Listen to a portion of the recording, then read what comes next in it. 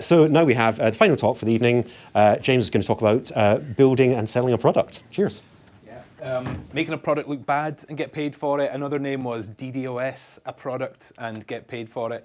Yeah, thank you very much for coming. It's I first went to GlasgowJS in 2017, first week of Code Clan that I was doing, and Daniel was doing a talk there. So it's kind of nice to be the person up here presenting, and quite nerve-wracking, but hopefully you'll find this interesting. If you've ever seen the meme of the soldiers lining up about to go in somewhere and there's a clown standing with them, this is the presentation that you're going to have. We're not going to be looking at, hardcore code type things. This is kind of talking about building a product, selling it and deploying it, and kind of some of the lessons that you learn along the way. So just the structure of the talk is like, who am I? Why listen to me? What was the problem we identified? What was the solution that I went for, and what was the process of actually getting cash in my bank account from it? I have a video in here that might not work because I might not be on the Wi-Fi, so that might get one slide less. So I'm originally from Shetland Islands. I was a politics graduate, worked for an MP, was a lobbyist, did a career change into Code Clan, which sadly no longer with us, but I think was a great thing for tech scene in Scotland. I've been coding for 6 years now. I'm a lead engineer managing 5 devs. Stay away from management if you want to stay sane. I also contract for the BBC in my spare time, and it's kind of an interesting story about that. When I was about a year and a half of coding experience, I volunteered to speak at the Vue.js Glasgow event, and it was at the BBC, and it was probably not my best presentation, but off the back of that, I managed to get this hookup. They came in and said, like, oh, we'd like to work with you. You've got a background in politics. We've got this politics app we're building. Kind of touching on what Ryan was saying, put yourself out there. You never know who's sitting in the crowd listening and they want to know more about you. Before you know it, opportunities will present themselves for you. Also founded a couple of charities. I really like doing stuff outside of work. And my wife and I ran a cafe during COVID. Wouldn't recommend it. So, the problem. Shetland, where I'm from, it sits hundreds of miles north of Scotland.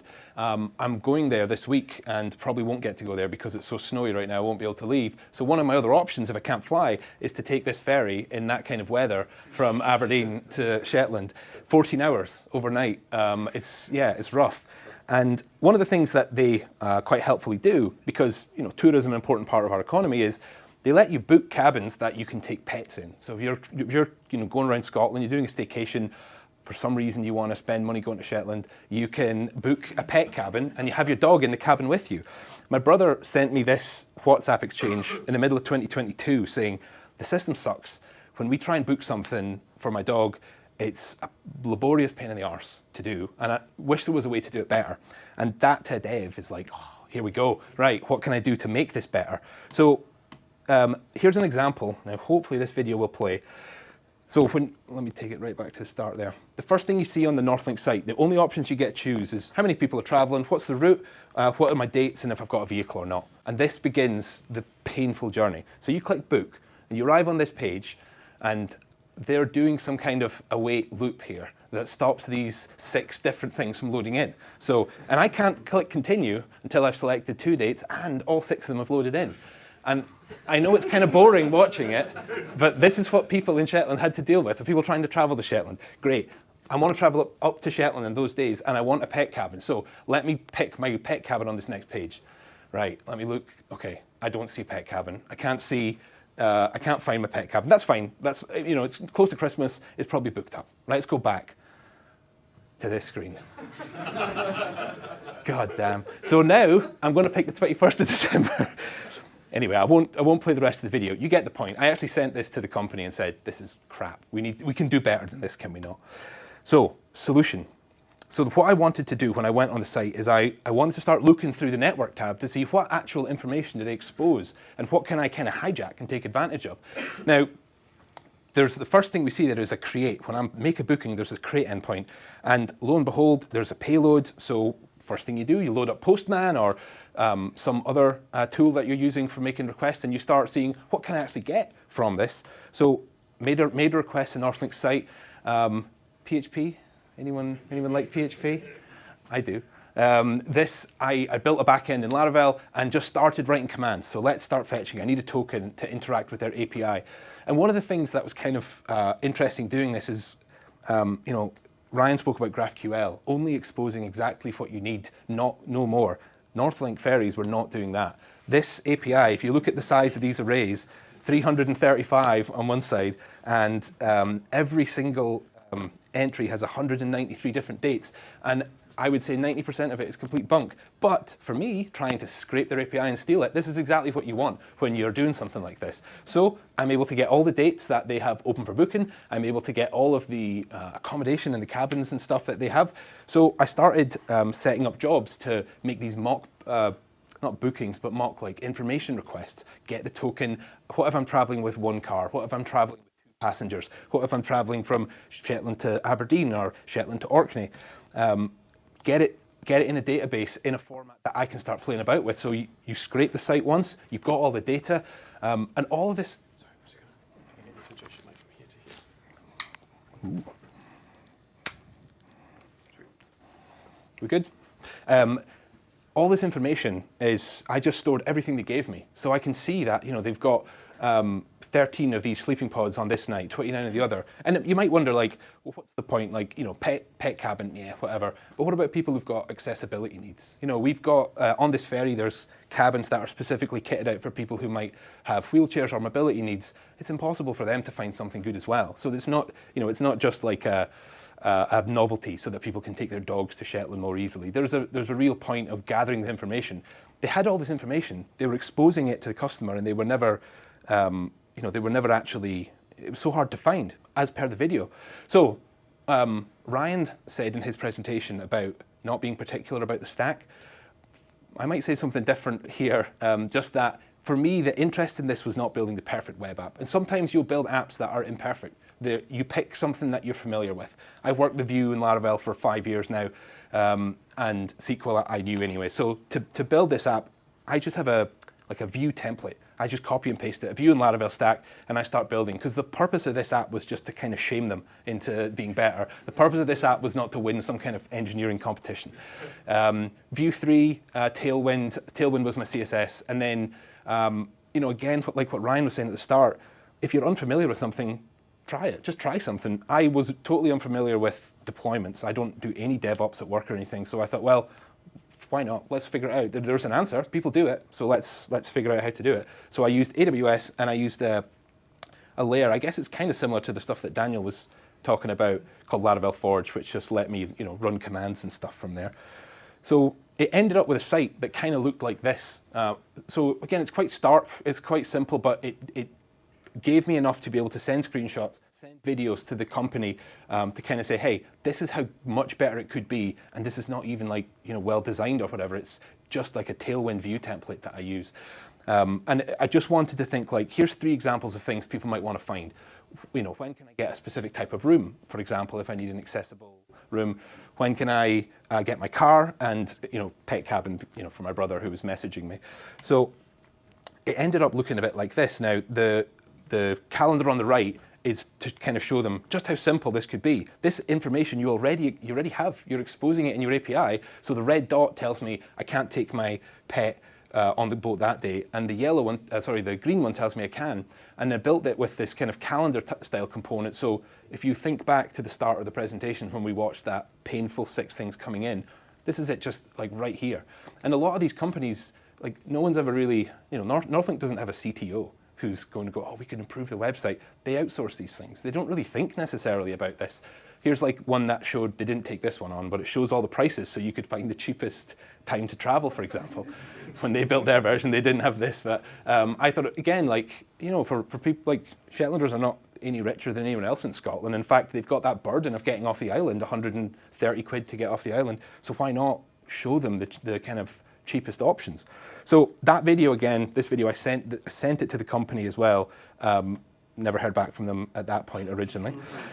So this GlasgowJS, this is not James Stewart talks about himself. So here's a bit of code. Now, Tailwind, if anyone hasn't seen it before, is this kind of approach to I guess masking a lot of your CSS with these class names, I would not recommend it if you're still learning CSS, in the same way that I wouldn't recommend Vue or React if you're still learning JavaScript. You've got to learn the basics first. But what I really liked about Tailwind is, adding dark mode to the site was as simple as kind of adding these dark classes in here. And I felt like it kind of enforces a lot of good practices, because this component on the right was a container that I wrote about 3 times before I decided, hang on, why am I not just making a component called container and doing it? Because frankly, the template, the CSS, ends up looking a bit ugly with all these classes on it. So it kind of forces you into componentizing a bit clever. And I would say I would probably use Tailwind like for every time I'm doing a project now. And it's definitely worth exploring, but it does have its critics, because it's masking a lot of the logic that's going on. And if you're experienced with CSS, it's really nice to use. I'd recommend giving it a go, but don't dive into it if you're still learning, because it might just muddy the waters a bit. I also used a thing with this called Inertia JS. I'm not sure if you guys have seen this before. I don't know how widely adopted it is.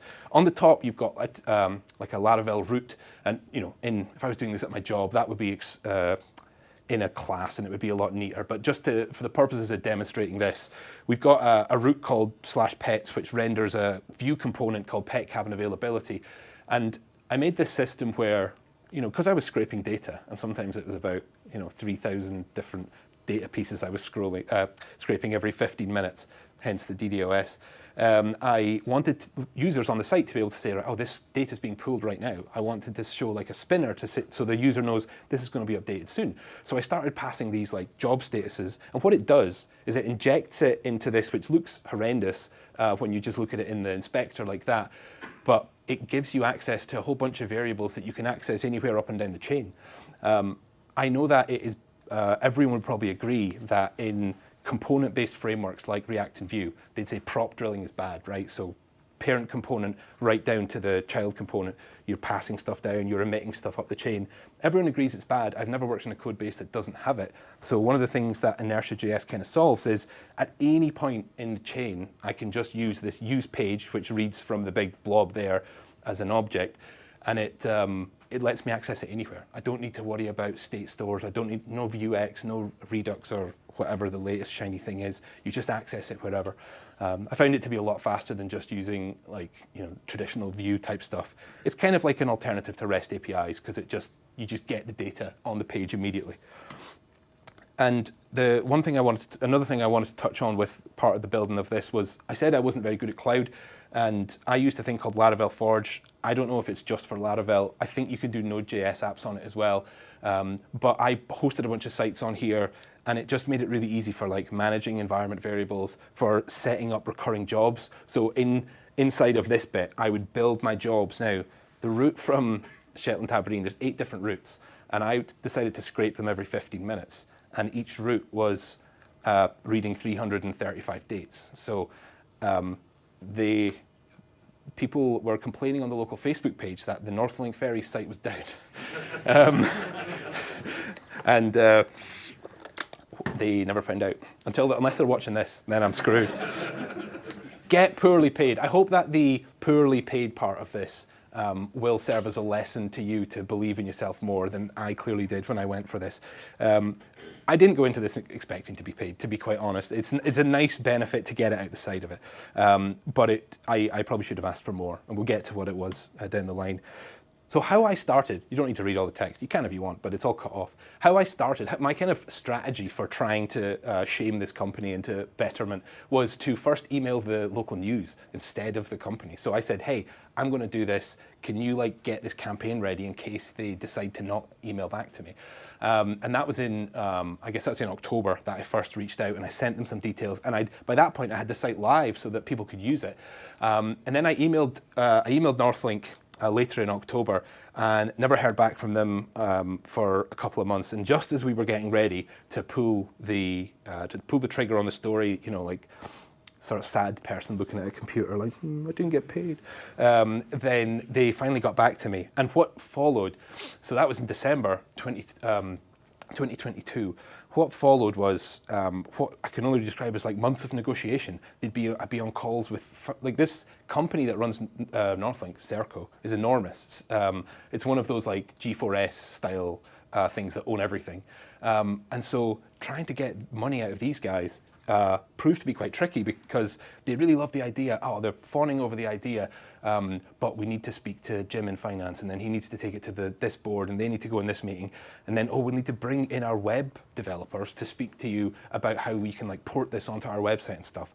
So one thing I would say is if you're ever mimicking this behavior and shaming a corporation, you might run up against some difficulty with trying to get answers. It wasn't through until I think it wasn't through until a year later that the money actually landed in my bank account from everything, even though they said in December 2022, this is great, we want this on the site now. It took them a year to build a calendar thing, which I built in a few evenings in my house. So, but the point is, like, utilize your connections. Like, I always had the local media ready to just pounce if they decided to like drag their feet, and these companies don't like to be scared by local media stuff. So.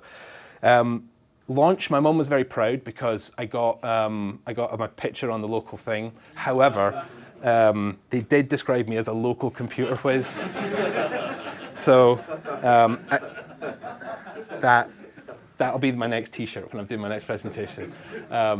Yeah, it's nice to like, I have a lot of time for Shetland. I like the fact that this app actually helped improve people's experiences of traveling to and from Shetland. That even if I wasn't paid for it, it would have been okay. So that was the kind of timeline when I started writing the code, and it all just started as a way, more than anything, to learn how to deploy to the cloud and have a stable app, have a SQL database in production that I can play about with. But it took a year of sitting in meetings every month. Oh yeah, we're coming along. Our web designers are getting on. Can you tell them this and that? And eventually the money got paid into the bank account. So here comes the big reveal.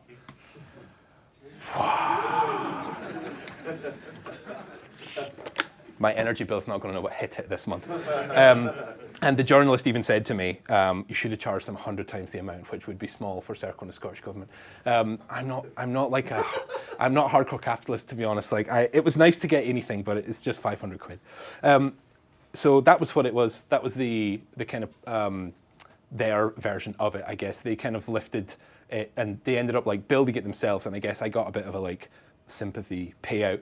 But there was loads of other things I suggested. I built them like a cancellation text. So if you join a queue, if you can't get your car on the boat that night, and I simulate, press this button and look, the text pops up on my phone. It's all good ideas, but I mean, trying to get them to understand that. This was hard enough as it was. I decided to include this because it was kind of where I started losing my mind with the project, where this whole story's been about web scraping. And one of the great things about Northlink is it was a REST API. I could just scrape it and access it. So I thought, right, if I'm going to develop this app and I want it to be this transport information for Shetland, let's include flight data on it. Now, flight data is quite valuable. You've got to pay for it with APIs. So I was looking at Loganair's, the airline that does Shetland. I needed to like scrape this, hit this, and then get the next page and pull the prices, because I'm a dev. I'm not going to pay for stuff. I'm going to get stuff for free if I can. So I started looking into how to do it, and it seemed like within my app, it seemed like the way to do it was to use this thing called JS function, which involved me having a button in a view component that triggered a controller in the back end in Laravel in PHP, which then had JavaScript executed within the PHP. And at that point, when you're starting to lose your mind a bit, you think it's time to stop. And do you know what's annoying is I got this working locally, but not into production. It just wouldn't work in production no matter what I did. And I think that's it. We're hiring at the company I work for at Value Agent, if anyone's interested in the head of engineering ops. And one thing to say before I dismount was, when I was coming to these events in 2017, loads of stuff went over my head. In fact, some stuff tonight even went over my head from some of the amazing stuff that Daniel's doing. If anyone is here and they're just starting their career, you're in the right room. You're already doing the right thing by being here. So keep it up, and it's thank you very much for your time, everyone.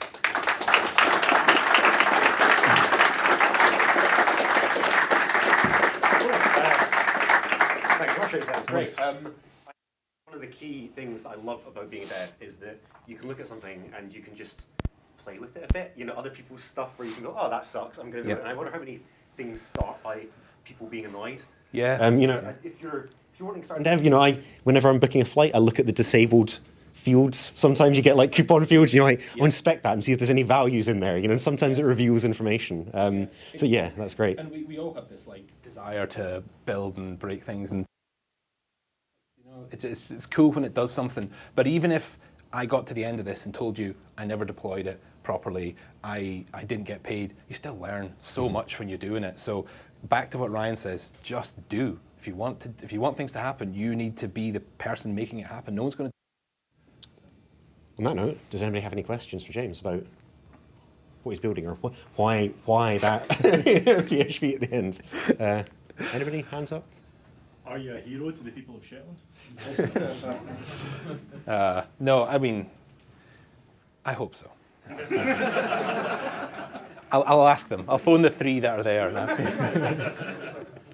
question was similar. I was just wondering, was the 500 quid also, did it come with a ban from Northlink? Are you allowed on the boats? Or? Do you know, it came with something worth more than 500 quid, which was 3 free returns with a car and a cabin, which is about 700 quid per time. Clearly, I should have asked for more money.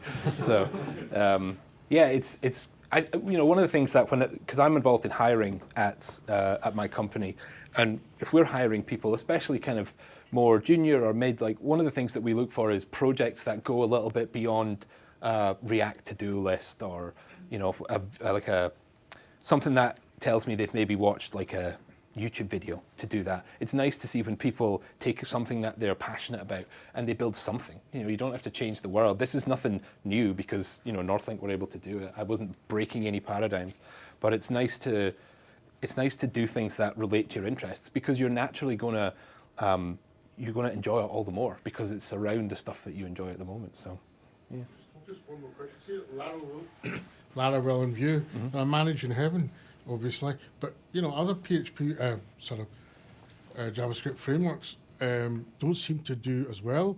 What is it with Laravel and Vue? I think that it might actually be as simple as Evan, you, and Taylor Otwell were friends, so they got Vue in on the ground floor with Laravel really easily.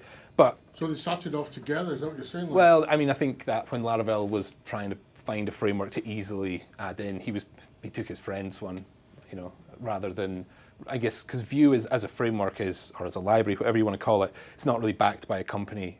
Trying to get React in, you're negotiating with a corporation, whereas Vue, it's like a guy and a team that run it. So I think that Laravel, just the guy that made Laravel, was just like, we'll just add Vue in because I know this guy, But yeah, I mean, back to what Ryan was saying. Although I used Vue for this, I wanted a quick and dirty result. It doesn't matter what you use. You could use. I've got serious problems with using it with Angular, Yeah. I mean, I kind of, when I got to the end of this project, I thought I didn't even need Vue.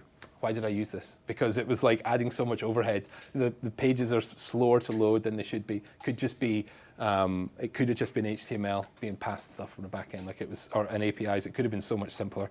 But we love over-engineering, don't we? So. Cool. Anyone else?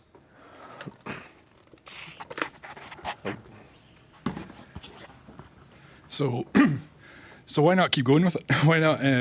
There's other islands. I know your connection is Shetland, but I mean, it seems like you just have to scrape Calmac now, and then you've got all the islands. You've got Skyscanner for Scotland. Skyscanner with an E. That's the island of Skye. Nice. I mean, with projects like these, I think there comes a point sometimes with them where it's like, I need to get serious with this now. Like, I need to probably start writing unit tests. If people are going to start relying on it in some sense, I probably need to. I think there is, Northlink haven't changed. Like, I scraped the data tonight, which, I agreed I wouldn't, but I did for tonight just so I could get stuff in the database. It's still there for anyone to scrape. God, please don't go and just everyone scrape Northlink today. But it's, I mean, I thought about it, like, they haven't really put the cancellation text message in. There is other things you can do, but as per the first slide, I'm quite busy with the various other things, and I don't have time to finish it, and I got a bit bored, hence the JS in PHP and madness. So, cool. Thank you very much. Awesome. Thank you very much.